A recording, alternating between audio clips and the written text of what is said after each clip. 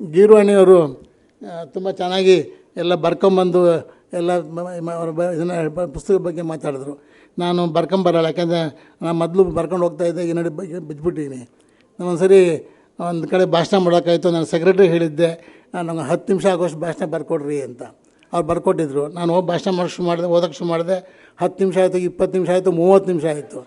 ಆಮೇಲೆ ಬಂದಮೇಲೆ ಆಫೀಸ್ ಮೇಲೆ ಕೇಳಿ, ಏನು ರೀ ಇದು 10 ನಿಮಿಷಕ್ಕೆ ಭಾಷಣ ಕೊಡಿ ಅಂದರೆ ನೀವು 30 ನಿಮಿಷಕ್ಕೆ ಕೊಟ್ಟಿರಿ ಅಂತ. ಅವ್ರು ಹೇಳಿದ್ರು, ಸರ್ ನಾನು ಕೊಟ್ಟಿದ್ದು 10 ನಿಮಿಷಕ್ಕೆ 3 ಕಾಪಿ ಇಟ್ಟಿದ್ದೆ, ನೀವು 3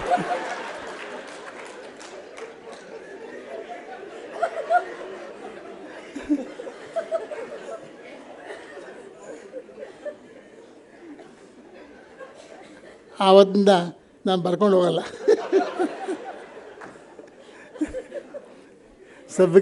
ಸಭಿಕರು ನೋಡಿ, ಪರಗಳ ಒಳ್ಳೆ ಸಭಿಕರು ಅಂದರೆ ಮಾತಾಡ್ತೀನಿ, ಇಲ್ಲದ್ರೆ ನಿಲ್ಲಿಸ್ಬಿಡ್ತೀನಿ.